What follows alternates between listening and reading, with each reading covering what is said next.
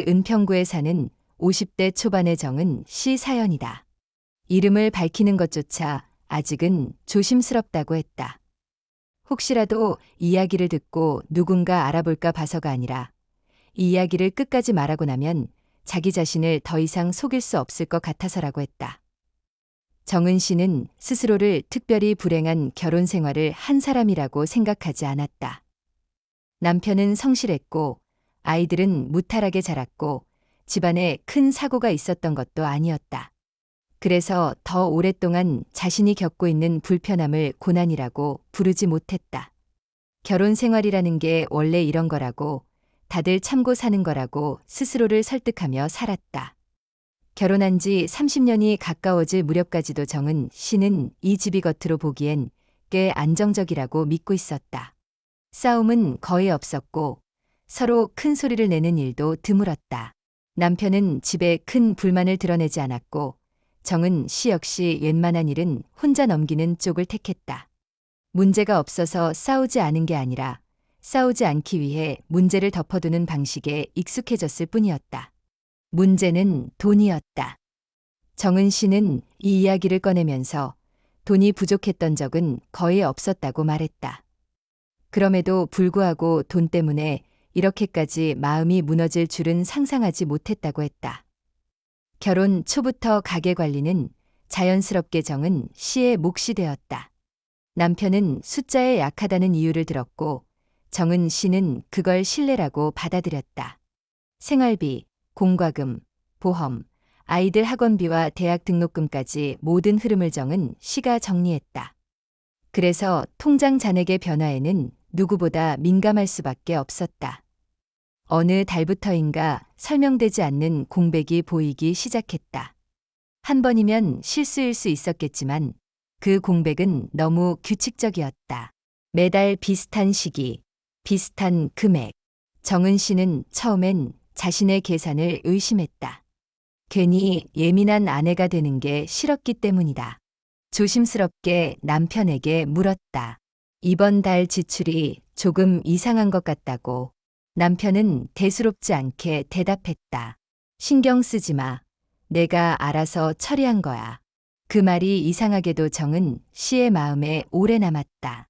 알아서 했다는 말 속에 왜 설명은 없는지, 왜 상의는 필요 없는지 그 질문들이 머릿속을 떠나지 않았다.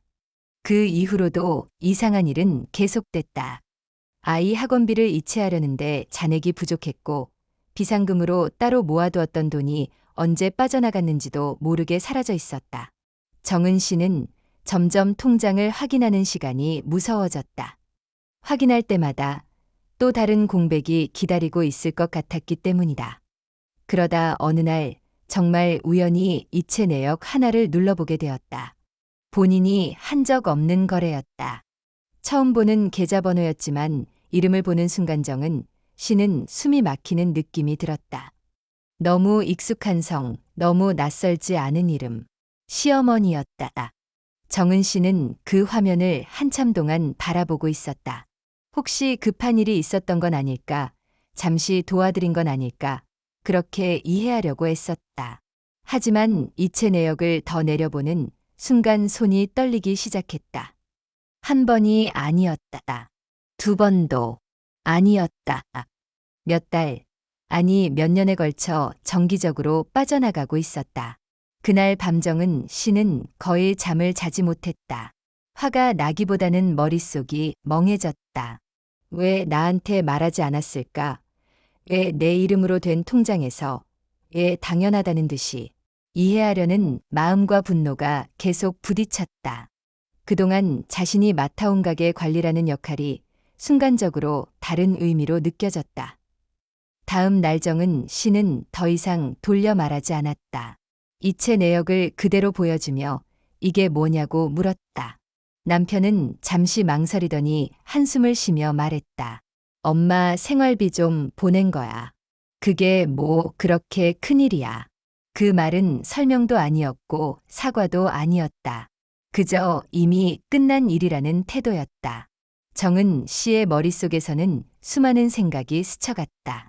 이제 와서 화를 내면 이기적인 며느리가 되는 건가? 아무 말도 하지 않으면 당연한 아내가 되는 건가. 그 사이에서 자신의 자리가 어디인지 갑자기 알 수 없게 되었다. 그리고 남편은 마치 결정타처럼 이 말을 덧붙였다. 어차피 내가 관리하는 돈이잖아. 그 말이 떨어지는 순간 정은 씨는 자신이 지금까지 무엇을 믿고 살아왔는지 처음으로 의심하게 되었다. 신뢰라고 생각했던 것이 사실은 책임 전가였다는 사실을 그제야 깨닫기 시작했다. 이때까지만 해도 정은 씨는 이 이야기가 여기까지일 거라고 생각했다. 말다툼이 조금 있고 서운함이 쌓이고 시간이 지나면 또 넘어가겠지. 하지만 이건 시작에 불과했다. 이 뒤에 나올 이야기들이 정은 씨 자신조차 예상하지 못했던 방향으로 흘러가게 될 줄은 그때는 알지 못했다. 정은 씨는 그날 이후로 집안의 공기가 달라졌다는 걸 바로 느꼈다고 했다. 아무 일도 없는 것처럼 하루는 흘러갔지만 자기만 알고 있는 사실 하나가 집 전체를 바꿔놓은 느낌이었다. 예전과 똑같이 밥을 하고 똑같이 빨래를 널고 똑같이 하루를 보냈지만 그 모든 행동이 이제는 전혀 다른 의미로 다가왔다. 가장 먼저 무너진 건 그동안 당연하다고 여겼던 말들이었다. 내가 관리하는 돈, 내가 정리하는 살림, 내가 챙기는 가족이라는 말들이 갑자기 다르게 들리기 시작했다. 관리라는 말은 책임이 아니라 허락 없이 써도 되는 권한처럼 느껴졌고, 챙긴다는 말은 결정권이 없는 노동처럼 느껴졌다. 정은 씨는 그제야 자기가 집안의 중심이 아니라 집안의 담당자였다는 사실을 깨닫게 됐다. 며칠 뒤 정은 씨는 조심스럽게 시어머니에게 전화를 걸었다. 따지기 위한 전화는 아니었다. 그저 사실을 확인하고 싶었다. 혹시 급한 사정이 있었는지, 언제부터 그런 일이 있었는지. 전화기 너머의 시어머니는 조금도 미안해하지 않았다. 오히려 담담한 목소리로 말했다. 아들이 알아서 해주는 거지. 내가 달라고 한 건 아니야. 그 말은 정은 씨의 숨을 막히게 했다. 달라고 하지 않았다는 말은 받는 게 당연하다는 뜻처럼 들렸기 때문이다. 정은 씨는 조심스럽게 그래도 저한테는 한마디쯤 말씀해 주셨으면 좋았을 것 같다고 말했다. 그때 시어머니는 잠시 웃듯이 말하더니 이렇게 말했다. 그건 부부 사이에서 알아서 할 일이잖아. 그 말이 정은 씨의 마음을 완전히 긁어버렸다. 부부 사이의 일이라면서 왜 본인은 아무 설명도 하지 않아도 되는 위치인지, 며느리는 아무것도 모른 채 있어야 하는 사람인지. 정은 씨는 그 통화를 끊고 나서도 한동안 전화기를 내려놓지 못했다. 손이 떨렸고 가슴이 답답했다. 이상하게도 분노보다 먼저 허탈함이 밀려왔다. 그날 밤 정은 씨는 남편에게 다시 물었다. 언제부터 이런 일이 있었는지, 왜 한 번도 말하지 않았는지. 남편은 짜증 섞인 목소리로 말했다. 괜히 일을 크게 만들지 말라며 엄마한테 드린 돈 가지고 애 이렇게 예민하냐고 했다. 그 말 속에는 정은 씨의 이름이 없었다. 아내로서의 감정도 가게 관리자로서의 권한도 그 어디에도 없었다. 그제야 정은 씨는 아주 중요한 사실 하나를 깨달았다. 이건 돈의 문제가 아니라 사람을 대하는 태도의 문제라는 걸. 본인과 어머니 사이의 결정은 당연하고 그 과정에서 정은 씨는 굳이 알 필요 없는 사람으로 정리되어 있었다는 걸. 그 후로 정은 씨는 통장을 하나하나 다시 들여다보기 시작했다. 그동안 너무 믿고 넘겼던 기록들, 대충 지나쳤던 숫자들이 전부 다르게 보였다. 그 과정에서 더 화가 나는 사실을 알게 됐다. 시어머니에게 간 돈은 생활비 명목이었지만 정은 씨가 보기엔 그 금액이 결코 적지 않았다. 심지어 자기 자신에게는 아끼라고 말하던 시기에 그 돈은 꾸준히 빠져나가고 있었다. 정은 씨는 아이들 학원 하나를 줄이자고 말했던 기억이 떠올랐다. 그때 남편은 지금은 여유가 없다고 했었다. 하지만 그 여유 없는 시기에 시어머니에게는 매달 같은 금액이 아무 설명 없이 보내지고 있었다. 그 사실이 정은 씨를 가장 분노하게 만들었다. 그동안 아이들 앞에서 쓰는 돈에는 늘 계산기를 두드리게 했던 사람들, 자기 옷 하나 사는데도 며칠을 고민하게 만들었던 말들, 그 모든 말들이 한순간에 위선처럼 느껴졌다. 정은 씨는 그제야 자신이 어디에서 참고 있었는지를 분명하게 알게 됐다. 하지만 더 화가 나는 건 그 이후의 반응이었다. 정은 씨가 이 문제를 꺼내자 주변에서는 다 비슷하다는 말을 했다. 시어머니 생활비 정도는 당연한 거 아니냐고, 그 정도도 이해 못해주면 며느리로서 너무한 거 아니냐고. 그 말들을 들을 때마다 정은 씨는 자기 화가 점점 정당성을 잃어가는 느낌을 받았다.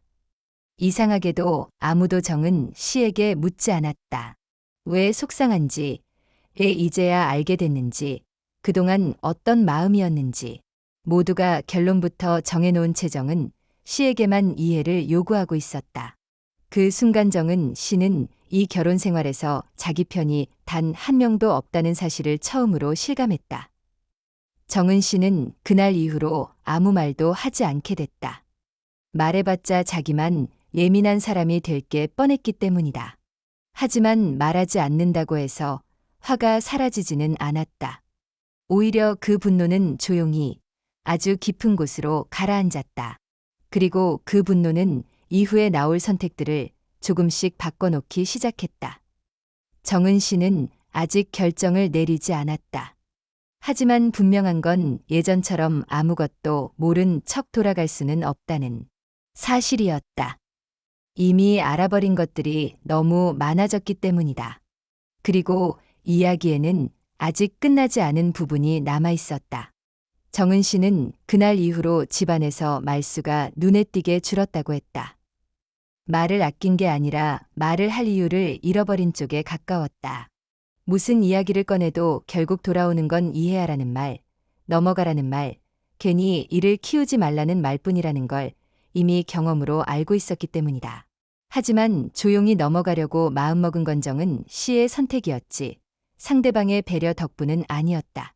오히려 그 이후로 남편의 태도는 더 당당해졌다. 마치 이 문제가 이미 정리된 일이라는 듯, 더 이상 언급할 가치가 없다는 듯 행동했다. 정은 씨가 조심스럽게 말을 꺼내면 남편은 피곤하다는 표정을 지었고, 왜 또 그 얘기를 하느냐며 대화를 끊어버리곤 했다. 그러던 어느 날 정은 씨는 우연히 집에 배달된 서류 봉투 하나를 보게 되었다.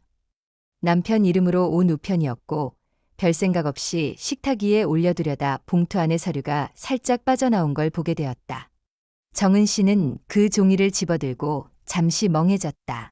그 안에는 정은 씨가 처음 보는 자동이체 신청서가 들어있었다. 서류를 자세히 보니 시어머니 계좌로 매달 일정 금액이 빠져나가도록 설정된 문서였다. 문제는 날짜였다.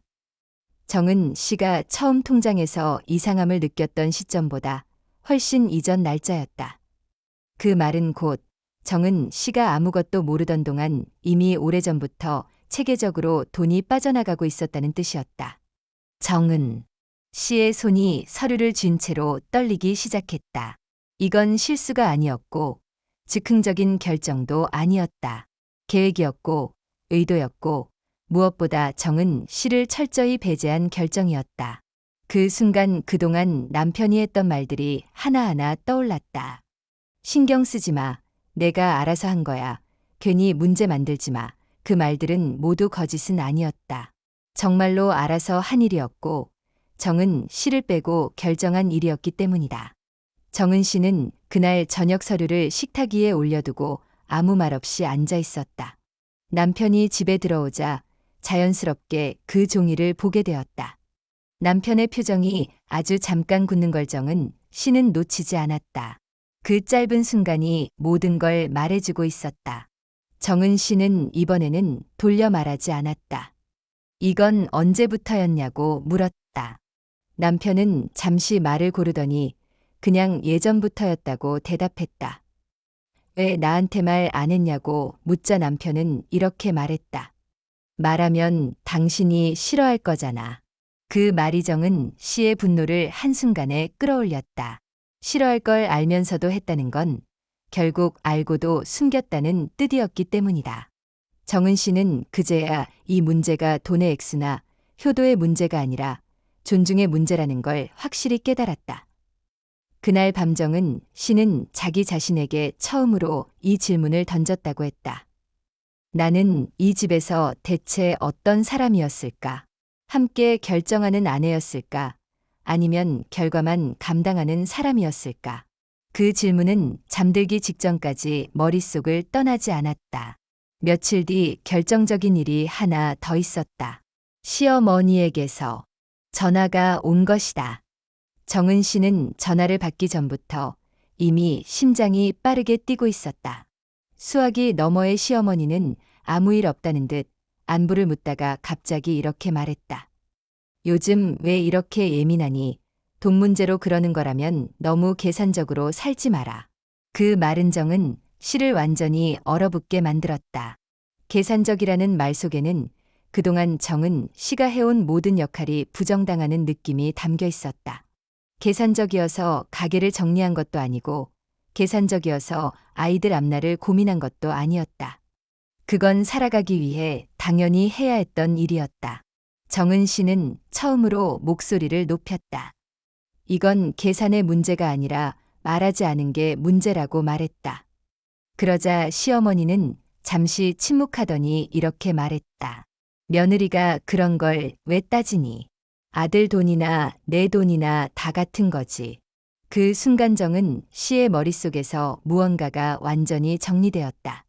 자기 이름으로 된 통장, 자기 손으로 관리한 살림, 자기 책임으로 감당해온 모든 시간들이 그 말 한마디로 아무 의미 없어져 버린 느낌이었다. 같다는 말은 공유를 의미하는 게 아니라 권리를 지운다는 뜻으로 들렸다. 그날 전화를 끊고 나서 정은 씨는 한동안 아무 일도 하지 못했다. 화가 나서라기보다는 너무 명확해졌기 때문이다. 이 집에서 자기 위치가 어디인지, 이 결혼에서 자기 목소리가 얼마나 가벼운지 이제는 더 이상 부정할 수 없게 되었다. 정은 씨는 그날 밤 아주 조용히 통장을 하나 새로 만들었다. 큰 결심처럼 보이지 않게, 아무에게도 말하지 않게. 그건 반항도 아니었고 보복도 아니었다. 그저 처음으로 자기 자신을 완전히 지우지 않겠다는 선택이었다. 하지만 그 선택이 이후에 어떤 파장을 불러올지 그때의 정은 씨는 아직 알지 못했다. 그리고 이야기의 진짜 반전은 바로 그 다음에 기다리고 있었다. 정은 씨가 새로 만든 통장은 처음엔 아주 조용히 존재했다. 생활비 통장도 아니고 남편에게 숨기기 위해 만든 것도 아니었다. 그저 앞으로 무슨 일이 생기더라도 완전히 빈손이 되는 상황만은 막고 싶었을 뿐이었다. 정은 씨는 그 통장에 아주 소액만 옮겨두었다. 눈에 띄지 않을 만큼, 누구도 의심하지 않을 만큼. 하지만 이상하게도 그 작은 선택 하나가 집안의 균형을 무너뜨리는 계기가 되었다. 며칠 뒤 남편이 갑자기 통장 얘기를 꺼냈다. 별일 아닌 것처럼 이번 달 잔액이 왜 이렇냐고 물었다. 정은 씨는 그 순간 이 사람은 이미 알고 있구나라는 생각이 들었다. 모르고 묻는 말투가 아니었기 때문이다. 정은 씨는 숨기지 않았다. 이제는 숨길 이유가 없다고 느꼈다. 혹시 모를 상황에 대비해서 따로 통장을 하나 만들었다고 말했다. 그 말이 끝나자마자 남편의 얼굴이 굳었다. 잠시 말을 잇지 못하더니 곧바로 이렇게 말했다. 그럼 나를 못 믿겠다는 거야? 그 질문은 정은 씨의 가슴을 세게 쳤다. 지금까지 믿어온 사람이 누구였는지, 누가 누구를 배제해왔는지에 대한 질문은 그 말 속에 없었다. 오히려 신뢰를 깨뜨린 사람이 정은 씨인 것처럼 상황은 뒤집혀 있었다. 정은 씨는 차분하게 말했다. 믿고 안 믿고의 문제가 아니라 말하지 않고 결정한 일이 너무 많았다고. 그 말에 남편은 한숨을 쉬며 이렇게 말했다. 괜히 일을 키운다고. 이제 와서 왜 이러냐고. 그리고 이어서 정은 씨를 완전히 얼어붙게 만드는 말을 덧붙였다. 그럼 그동안 내가 번 돈 전부 내 거였냐? 그 순간 정은 씨는 이 결혼 생활의 구조를 아주 선명하게 보게 되었다. 함께 벌었다는 말은 필요할 때만 사용되었고 문제가 생기면 그 돈은 언제든 남편의 소유로 돌아갔다. 정은 씨가 관리했던 시간과 노동은 그 계산에 포함되지 않았다. 말다툼은 길어지지 않았다. 남편은 대화를 피했고 정은 씨는 더 이상 붙잡고 설명하지 않았다. 그날 이후 남편은 정은 씨에게 돈 이야기를 거의 하지 않았다.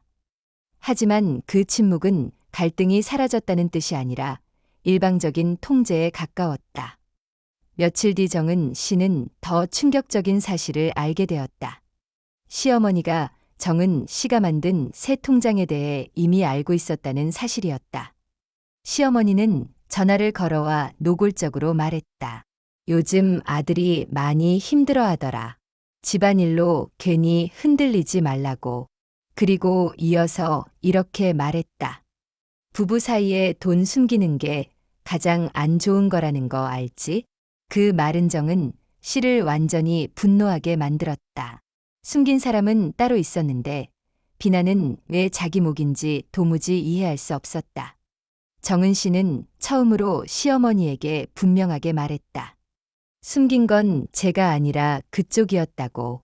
그 말에 시어머니는 잠시 말을 잃더니 곧 이런 말을 했다. 그건 숨긴 게 아니라 알 필요 없는 일이었지. 그 순간 정은 씨는 더 이상 이 집에서 자기 목소리를 지킬 수 있는 방법이 없다는 걸 깨달았다. 이 관계에서는 설명도, 이해도, 존중도 모두 위에서 아래로만 흐르고 있었다. 그리고 그 흐름에서 정은 씨는 늘 마지막에 남는 사람이었다. 그날 밤 정은 씨는 아이들 방을 하나하나 들여다보았다. 아이들이 자는 얼굴을 보면서 마음이 복잡해졌다.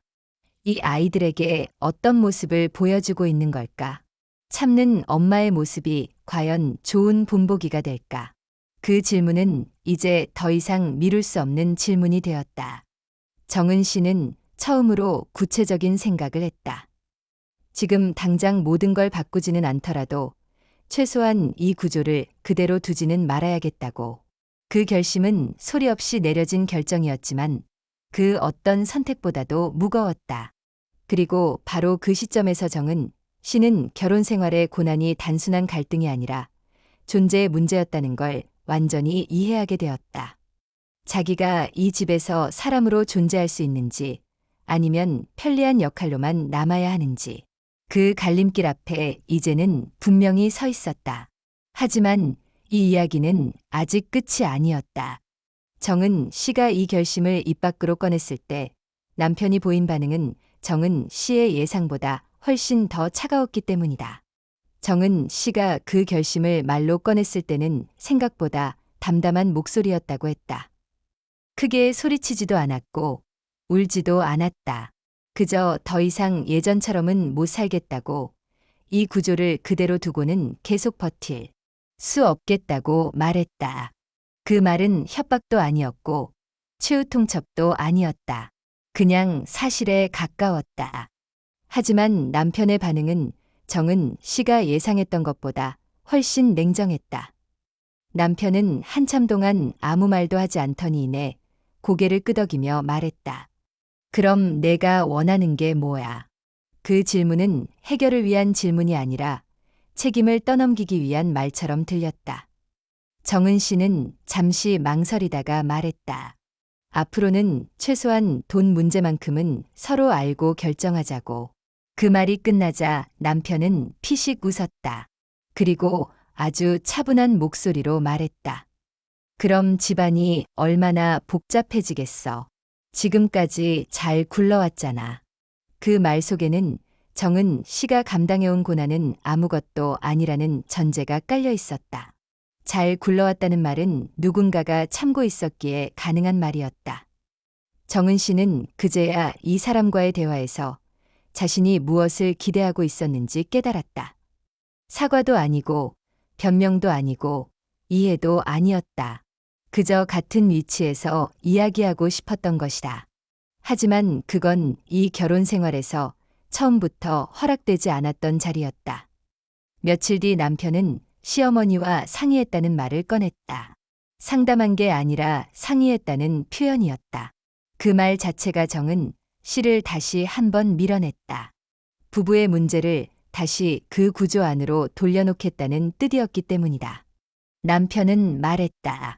엄마 말씀이 맞는 것 같아. 괜히 집안 흔들지 말고 예전처럼 지내자고. 그 순간 정은 씨는 확신했다. 이 결혼에서 자기 편은 끝내 생기지 않을 거라는 걸 어느 순간에도 정은 씨의 말은 결정의 기준이 되지 않았다. 늘 마지막에 전달받는 통보일 뿐이었다. 그날 이후 정은 씨는 더 이상 설명하려 하지 않았다. 설명은 이미 충분히 했고 그 설명들이 모두 무시되었다는 걸 이제는 알았기 때문이다. 대신 정은 씨는 조용히 준비를 시작했다. 아주 눈에 띄지 않게, 아무도 눈치채지 못하게 자기 몫의 서류를 정리하고 자기 이름으로 된 것들을 하나씩 확인했다. 그건 떠나기 위한 준비라기보다는 다시 속지 않기 위한 준비에 가까웠다. 그런데 그 과정에서 정은 씨는 가장 화가 나는 사실을 하나 더 알게 되었다. 시어머니에게 보내줬던 돈 중 일부가 사실은 생활비가 아니라 다른 가족의 빚을 정리하는 데 쓰였다는 사실이었다. 그 이야기를 남편은 이미 알고 있었다. 알고 있으면서도 정은 씨에게는 끝까지 말하지 않았다. 정은 씨는 그 사실을 들었을 때 분노보다 먼저 허탈함이 몰려왔다. 이제는 화낼 힘조차 남아있지 않았다. 그동안 자신이 어디까지 참고 있었는지, 얼마나 많은 결정에서 제외되어 있었는지가 한 번에 정리되는 느낌이었다. 정은 씨는 마지막으로 남편에게 물었다. 왜 나한테는 끝까지 말하지 않았냐고. 남편은 잠시 생각하더니 이렇게 말했다. 어차피 당신은 결국 이해했을 거잖아. 그 말은 정은 씨의 모든 고난을 한 문장으로 요약해버렸다. 이해할 사람, 참을 사람, 넘어갈 사람. 그 역할이 언제나 정은 씨 몫이었다. 그제야 정은 씨는 이 결혼 생활이 서로를 지켜주는 관계가 아니라 한 사람의 인내 위에 유지된 구조였다는 걸 명확하게 깨달았다. 정은 씨는 그날 이후로 더 이상 설득하려 하지 않는다. 누군가를 바꾸려는 시도도 완전히 내려놓았다. 대신 자기 자신을 지우는 선택만은 하지 않기로 했다. 그 선택이 어떤 결과로 이어질지는 아직 알 수 없지만 적어도 더 이상 모르고 당하는 사람으로 남지는 않겠다고 했다. 이 사연을 전하며 정은 씨는 딱 한 가지만 남기고 싶다고 했다. 결혼 생활의 고난은 누군가 크게 잘못해서 생기는 게 아니라 참는 사람이 정해져 있을 때 생긴다는 것, 그리고 그 참음이 미덕처럼 포장되는 순간 고난은 구조가 된다는 것. 이야기를 듣는 사람 중에 비슷한 분노를 느낀 사람이 있다면 그건 당신이 예민해서가 아니다. 그 구조가 처음부터 잘못된 것이다. 정은 씨는 지금도 완벽한 결말을 가지고 있지는 않다. 하지만 적어도 자기 삶의 주인공이 누군지는 이제 분명히 알고 있다.